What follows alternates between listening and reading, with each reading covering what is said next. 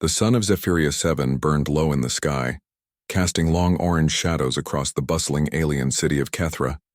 Towers of metal and crystal stretched high, glimmering with light, while streets below were crowded with beings of all shapes, colors, and sizes.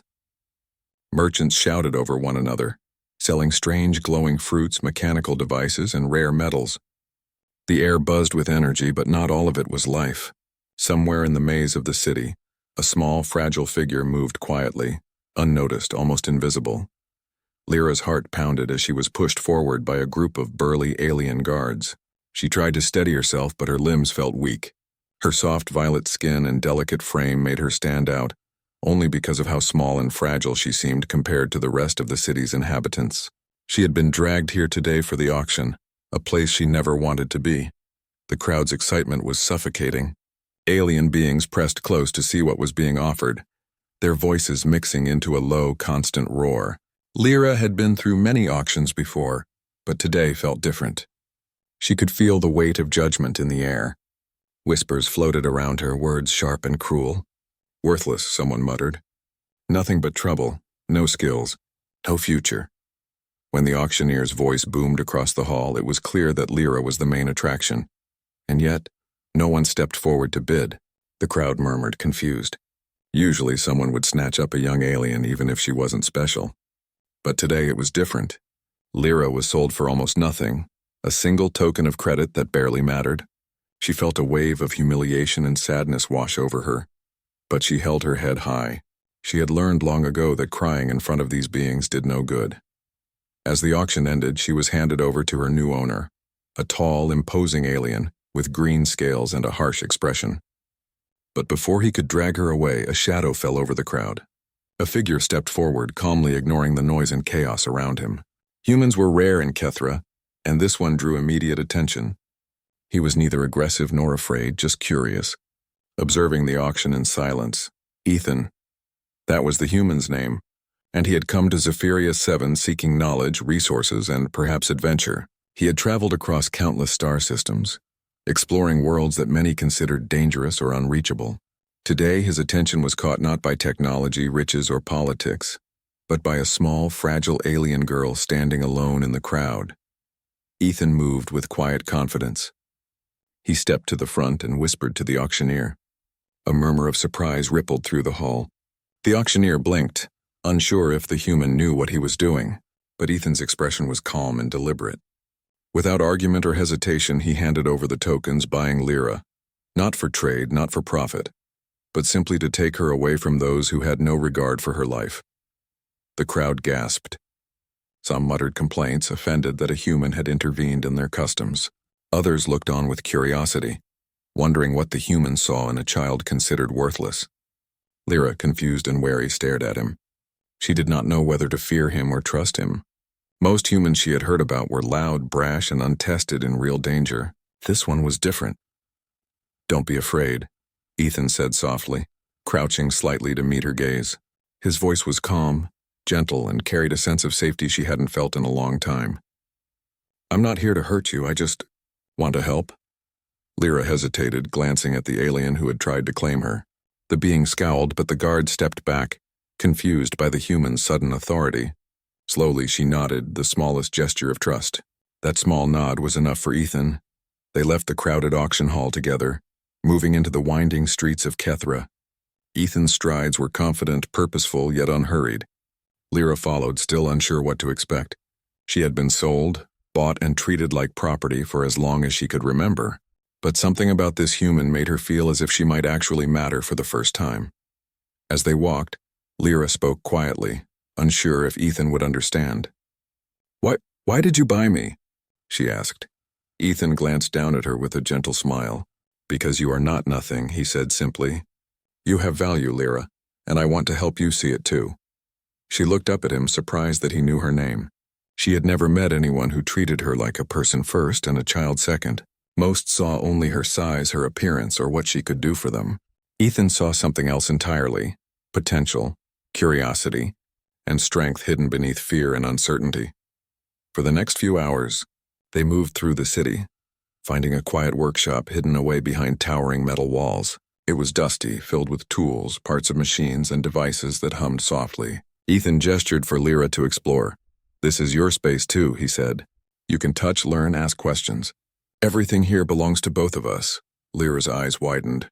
No one had ever given her a place where she could belong without fear or judgment. She wandered carefully, touching strange tools and glowing devices, her fingers tracing their edges. Ethan watched her quietly, allowing her to acclimate, letting her curiosity guide her. "You're really clever, aren't you?" he said after a moment, noticing how quickly she understood how some of the tools worked.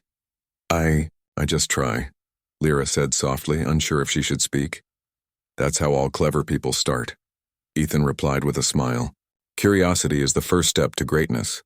Over the next few days, Lyra began to learn. Ethan taught her basic engineering principles, how to observe carefully, how to think about problems step by step.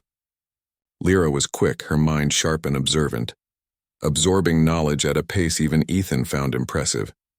In return, she taught him about Kethra, the hidden tunnels, the political tensions, the history of her people, and the dangers lurking in the streets. The partnership was fragile at first. Lyra had been betrayed many times before. Trust did not come easily, but Ethan was patient. He never pushed, never demanded, and never treated her like property. Slowly, a bond began to grow, built on respect, understanding, and shared experiences. One evening, as the two worked side by side on a small device that could detect energy surges across the city, Lyra paused and looked at Ethan. Why do you care so much about someone like me?" she asked. Ethan thought for a moment, then said simply, "Because everyone deserves a chance, even those who others forget." "You are not nothing, Lyra, and if I can help you see that, then I have to try." The words struck her in a way she had not expected. For the first time in her life, she felt as if someone truly believed in her. Her heart, which had been heavy with hopelessness, felt lighter. Maybe, just maybe, her life could change. The days that followed were filled with small victories. Lyra learned to build simple machines, to predict outcomes, and even to create minor devices that could help them navigate the city more safely. Ethan was patient, encouraging, and never gave up on her, even when she struggled or doubted herself. One afternoon, a group of street children came near their workshop, curious about the new girl and the human who helped her. Lyra, once shy and fearful, stepped forward confidently. She showed them a small device she had made, explaining how it worked. The children listened, amazed, and even offered to help her improve it. Ethan watched from a distance, a quiet pride in his eyes. The worthless alien girl, once ignored and mistreated, was beginning to shine.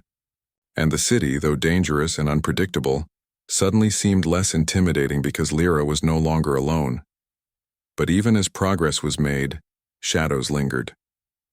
Word of the human and the alien girl began to spread. Whispers of a human aiding a supposedly worthless alien reached ears that preferred the status quo.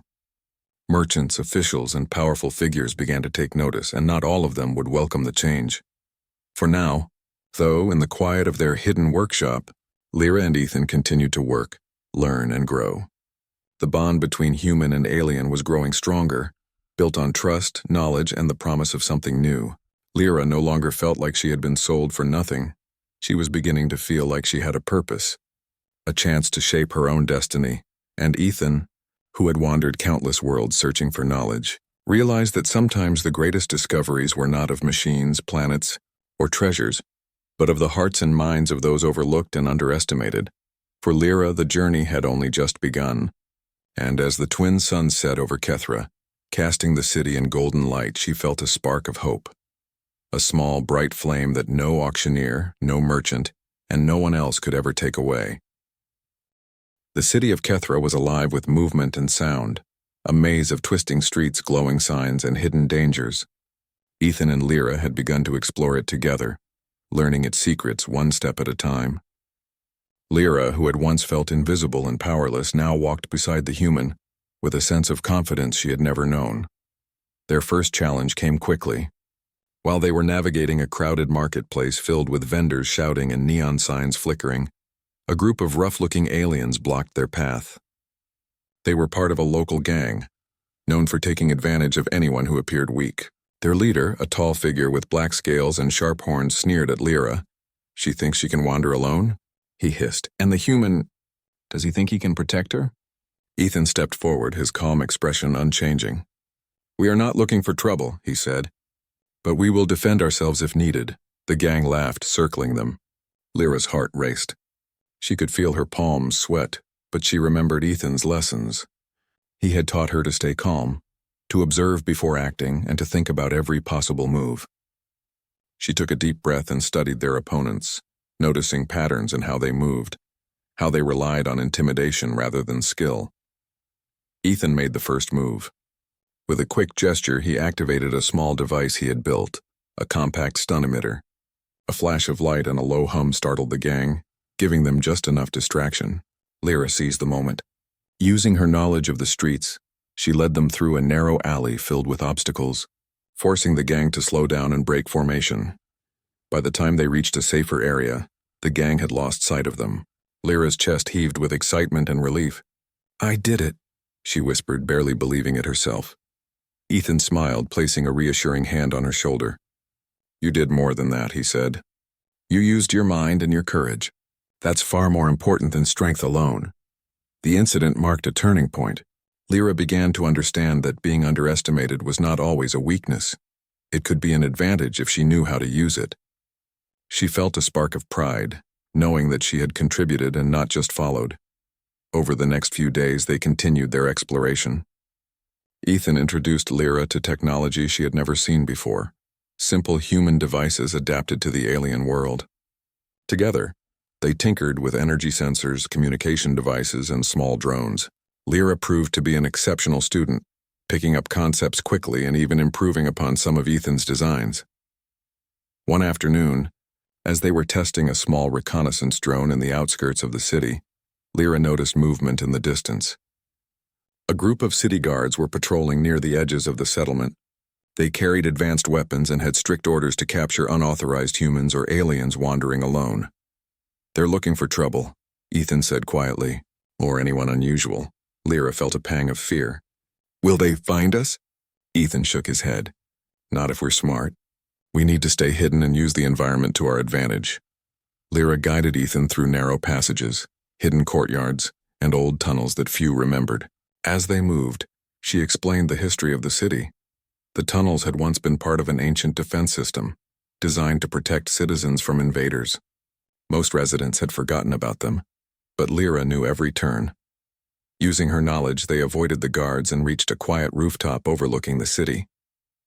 From there, they could see the marketplace, the tall towers, and even the distant auction hall where Lyra had been sold. The sight made her shiver. She had come so far from that moment of despair, yet the memory of being treated as worthless lingered. Ethan noticed her expression and spoke gently. You are not that girl anymore. You've learned, grown, and proven yourself. Don't let them or anyone else make you feel small again. Lyra nodded, a determination settling in her heart. She would never allow anyone to treat her as if she were nothing. Not now, not ever. Their next adventure was more dangerous. Word had spread through Kethra about a human helping a supposedly worthless alien girl. Some powerful merchants saw this as a threat to their authority. One evening, a team of mercenaries ambushed Ethan and Lyra while they were returning to their workshop. They were outnumbered, and the attackers had weapons far more advanced than anything they had seen before. Run! Ethan shouted, grabbing Lyra's hand, but Lyra refused to flee. She had learned to act, not just react. Using a combination of her agility and knowledge of the city layout, she led Ethan through twisting alleys and hidden passageways, turning the environment to their advantage. Ethan deployed small devices that created distractions, confused the mercenaries, and slowed their pursuit. At one point, they reached a narrow bridge over a deep chasm. Lyra paused, knowing that the attackers would be forced to follow in single file. She activated a small mechanism Ethan had given her, a device that released a smoke-like fog obscuring their escape. The mercenaries stumbled, confused and disoriented, giving Ethan and Lyra enough time to vanish into the city's labyrinth. When they finally stopped to catch their breath, Lyra's hands shook. That was close, she whispered. Ethan placed a hand on her shoulder. You handled it brilliantly. Your quick thinking saved us both. Never forget that. As they continued their exploration, Ethan and Lyra discovered more about each other. Lyra shared stories of her childhood, her fears and her dreams. Ethan talked about Earth, his travels, and the worlds he had seen. They laughed together, debated ideas, and learned to rely on each other in ways neither had expected. The city, once a place of fear and danger for Lyra, began to feel less intimidating. She understood that knowledge, courage, and cooperation were far stronger than brute force or appearances. With Ethan's guidance, she was learning not only to survive but to thrive. One evening, as the twin suns of Zephyria 7 set and painted the sky in shades of red and purple, they reached a secluded terrace overlooking the city. Lyra sat on the edge, legs dangling, while Ethan adjusted a small drone for surveillance. "Do you ever think about leaving?" Lyra asked quietly, staring at the distant horizon. Ethan shook his head. "I think about helping, learning, and discovering. Leaving doesn't solve anything. Sometimes the greatest discoveries are right where you are, even if it seems dangerous." Lyra nodded.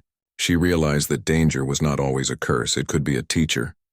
Every challenge they faced made her stronger, smarter, and more confident. She was no longer the frightened girl who had been sold for nothing. She was a partner, a friend, and a growing force to be reckoned with. The next morning brought new opportunities. Lyra and Ethan decided to explore an abandoned district rumored to contain ancient technology. Few dared to enter because of its crumbling buildings and unstable structures, but Lyra's knowledge of the city's history and Ethan's ingenuity made them the perfect team. Inside the district, they found remnants of old machinery, some of it still functional. Lyra's eyes sparkled with excitement as she examined a console, pressing buttons and interpreting symbols. Ethan watched with admiration, realizing that she was not just learning from him, she was innovating. Suddenly, a hidden trap activated, sending a cascade of falling debris toward them. Ethan shouted a warning, but it was Lyra who acted first. Using a combination of agility and quick thinking, she guided both of them to safety, narrowly avoiding injury.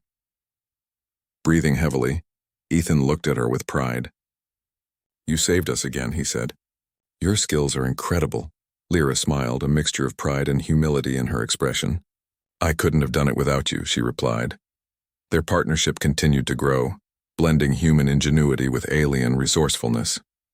They began to understand that true strength came not from brute force but from knowledge, courage, and collaboration. And as they ventured deeper into the abandoned district, they discovered hints of a larger conspiracy, one that threatened not just them, but the entire city. It was a dangerous revelation, but neither of them feared it. Together, they knew they could face whatever challenges lay ahead. Lyra, once sold for nothing, was beginning to shape her destiny. And Ethan, the human who had seen her worth when no one else did, knew that this was only the beginning of an extraordinary journey. As the sun rose the next day, casting golden light across the city, they stood side by side, ready to face whatever the world of Kethra had in store. For the first time in her life, Lyra felt truly alive and truly valued. The city of Kethra was not kind to those who stood out. Even after escaping the street gangs and mercenaries, Ethan and Lyra knew that their presence was beginning to attract attention. Attention that could be dangerous. Rumors of the human helping a worthless alien girl had spread quickly, stirring whispers in every corner of the city. Some admired their courage, others plotted against them. One evening, Ethan and Lyra returned to their hidden workshop, exhausted but exhilarated from another day of exploring and learning. Lyra carried a small device she had built, a sensor that could detect energy fluctuations in the city. Ethan smiled. "You're improving faster than I expected," he said. "Soon you'll be able to make devices I couldn't even imagine." Lyra blushed. "I'm just trying to help," she said. "You've taught me so much, Ethan. I want to use it to protect people. And maybe myself too." Ethan nodded. "That's exactly why I brought you here. You have potential, Lyra. And the more you practice, the stronger and smarter you become. But strength isn't just about machines, it's about thinking, observing, and making the right choices." Their conversation was cut short by a sudden noise outside, a low, mechanical hum that grew louder. Ethan froze. "That's not a normal city sound," he said. He and Lyra moved quietly to the window and peeked outside. A group of heavily armed mercenaries were approaching the workshop. Their weapons glowed faintly, showing they were ready for combat. Ethan's mind raced. "They must have tracked us," he whispered. "We need to be smart. We can't fight them head-on, they're too strong." Lyra felt her heart beat faster, but she didn't panic. "We can use the city. she said, recalling hidden passages and shortcuts. We know it better than they do. Ethan smiled at her determination. Exactly. Let's move. Using narrow side streets, secret tunnels, and Lyra's knowledge of the city layout, they led the mercenaries on a chase. Ethan used small devices to create diversions, flashing lights, noise emitters, and mini drones that confused their pursuers. Lyra, agile and clever, led them through passages the mercenaries had never imagined existed. Despite their skill, the mercenaries were relentless. One cornered Lyra in a narrow alley, aiming a weapon at her. Panic surged, but she remembered Ethan's words about thinking before acting. Quickly, she grabbed a loose pipe and twisted it to trip her attacker. The mercenary fell and she sprinted to Ethan's side. You're incredible, Ethan said once they were safe. Your thinking saved us again. Lyra smiled, feeling a mix of pride and adrenaline. She was beginning to understand her own power, not just physical or technical, but the power of her mind. After the danger passed, they returned to the workshop, exhausted but alive. Ethan set up a secure perimeter with sensors and cameras, while Lyra tinkered with new devices. The danger had reminded them both that Kethra was not a safe place, but it also strengthened their bond. Over the next few days, they continued to improve their skills. Ethan taught Lyra advanced techniques in engineering and strategy, while she shared her knowledge of the city's history and hidden systems. Together, they discovered an abandoned section of Kethra that had once been a research facility. The facility contained advanced technology, much of it dormant, waiting for someone clever enough to activate it. Lyra's eyes sparkled with excitement as she examined the devices. Ethan, look at this, she said. We can use this to help people, to protect ourselves, and maybe even change the city. Ethan nodded, impressed. Yes, but we have to be careful. Powerful people will not like this. We need to think about how to use it wisely. They spent hours experimenting, combining human technology with alien engineering. Slowly, they built small devices that could detect danger, communicate across long distances, and even disable simple security systems. Each success built Lyra's confidence, showing her that she was capable of far more than anyone had ever believed. One night, as the twin moons of Zephyria 7 rose over the city, Lyra sat with Ethan on the roof of their workshop. They were looking at the city lights sparkling like stars in the distance. Do you think they'll ever accept me? She asked quietly. The people of this city, I mean. Or will I always be seen as worthless? Ethan looked at her thoughtfully. Acceptance comes slowly, he said. But respect is different. You're earning respect every day, Lyra. Not by asking for it, but by showing courage, intelligence, and heart. One day people will see what I see in you. Lyra felt a warmth in her chest, a sense of hope she had never felt before. For the first time, she believed that her life could change, not because someone bought her, but because she had the courage to learn, to act, and to grow. The next challenge came unexpectedly. Word of their activities had reached a powerful merchant faction, leaders who profited from keeping the city divided and weak. They sent agents to capture Lyra and force Ethan to leave. The attack came in the dead of night. A group of heavily armed drones descended on their workshop, breaking through the perimeter with precision. Ethan activated defensive measures, while Lyra used her new devices to monitor and counter the drones' movements. The battle was tense. Sparks flew, alarms blared, and the room shook as machines collided. Lyra's heart raced, but she kept calm, following Ethan's instructions and improvising when needed. She realized that danger was no longer something to fear. It was an opportunity to prove herself. At a critical moment, Lyra discovered a vulnerability in one of the drone's control signals. With quick thinking and steady hands, she disrupted the system, causing several drones to shut down. Ethan took advantage of the moment, using a device to disable the remaining drones and secure the workshop. When the fight ended, Lyra collapsed in relief. Ethan knelt beside her. You were amazing, he said. You didn't just survive, you changed the outcome. That's what makes you strong. Lyra smiled, exhausted but proud. I think I'm starting to understand, she said. Strength isn't just about being big or powerful. It's about thinking, learning, and acting when it matters. Ethan nodded. Exactly. And the more you practice, the stronger you become. Not just for yourself, but for everyone around you. In the days that followed, Lyra and Ethan worked to improve their workshop and devices. They built small robots to monitor the city, communication networks to alert them of danger, and tools to help the citizens who had been overlooked or mistreated. Lyra began to feel a sense of purpose she had never known. She was no longer a girl sold for nothing. She was a force for change, but the city was not ready to let her rise without resistance. The powerful factions that had once ignored her now saw her as a threat.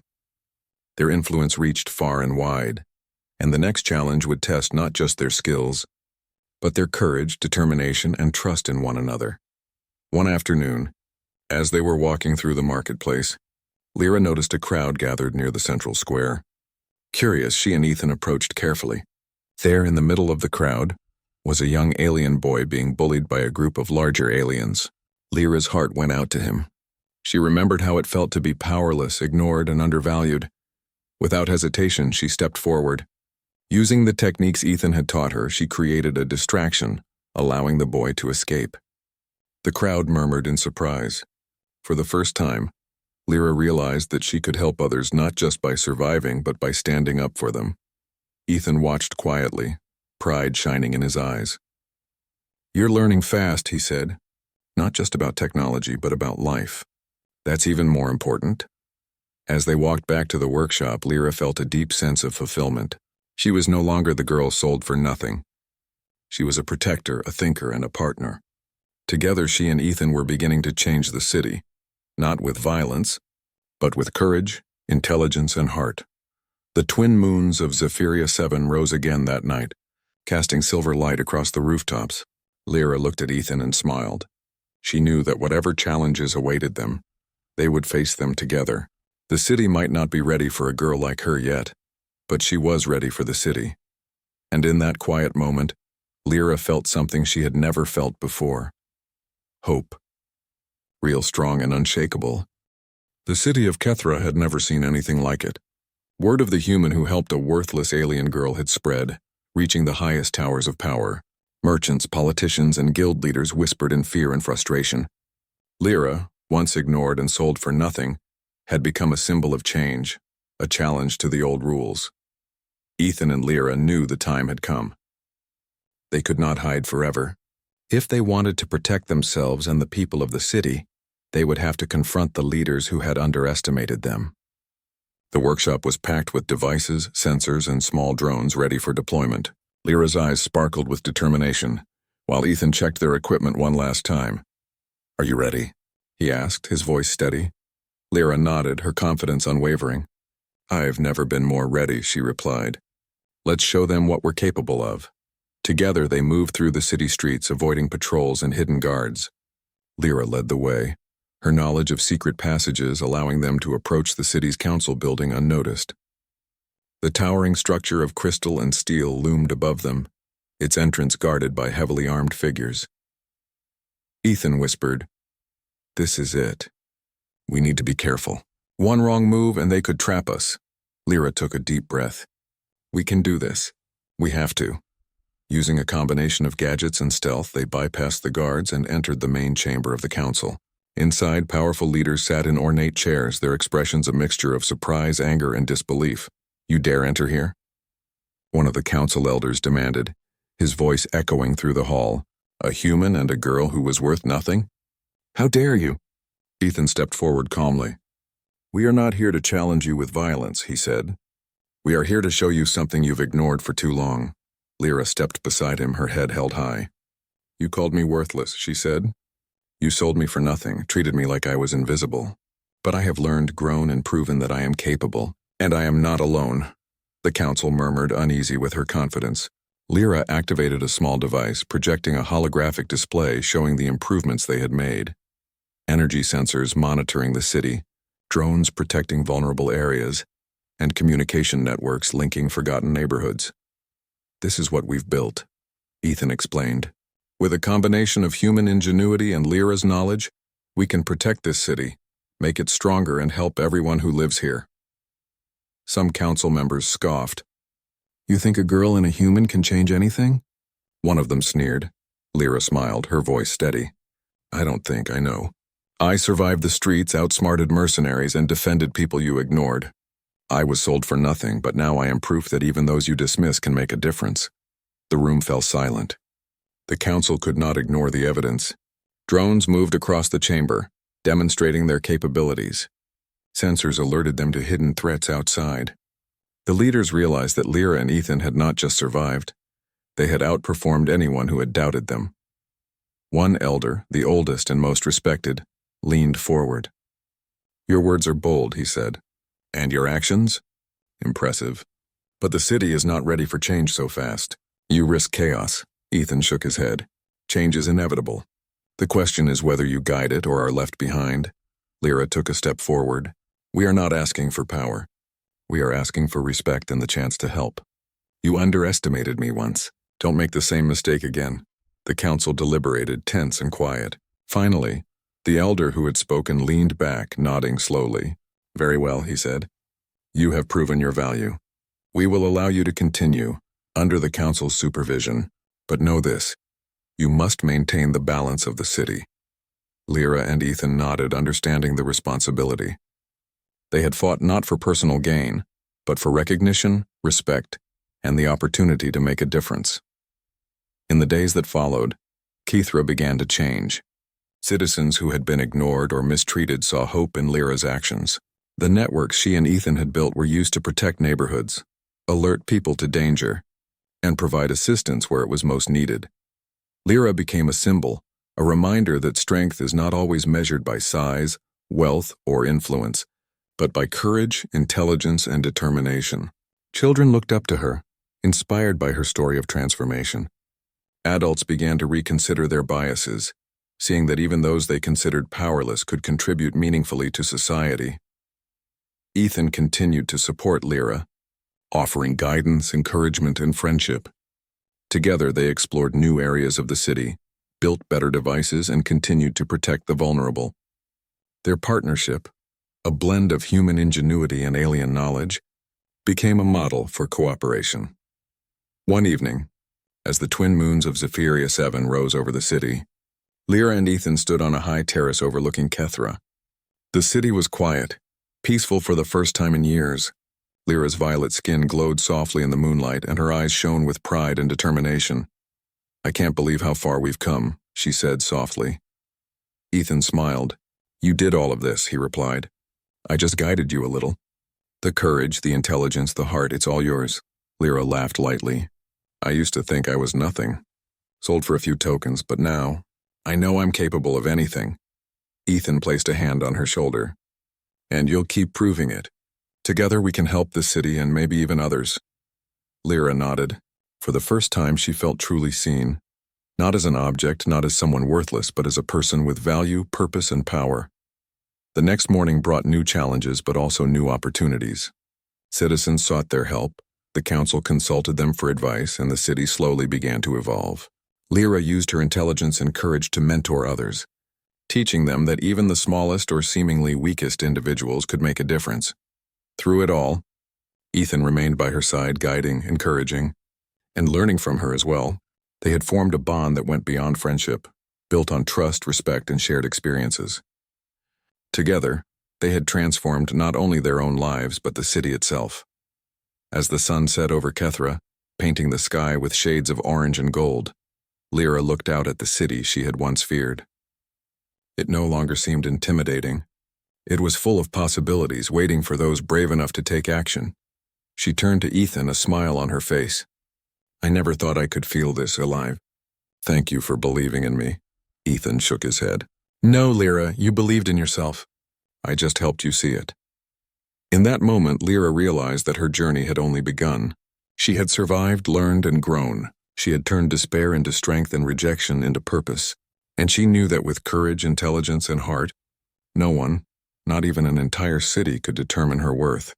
The city of Kethra, once a place of fear and judgment, had become a place of hope and opportunity. And at the center of that change stood a girl who had been sold for nothing, and a human who had seen her true value. Together they had changed everything. The streets would never forget her story. The city would never underestimate her again. And Lyra, once powerless and invisible, had become a beacon, a reminder that anyone, no matter how overlooked, could rise and make a difference. As the night deepened and the city lights flickered across the rooftops, Lyra and Ethan stood together, ready for whatever challenges awaited. They knew that the future was uncertain, but one thing was clear. They would face it together, with courage, ingenuity, and unwavering heart. And for Lyra, the girl who had been sold for nothing, that was more than enough. It was everything.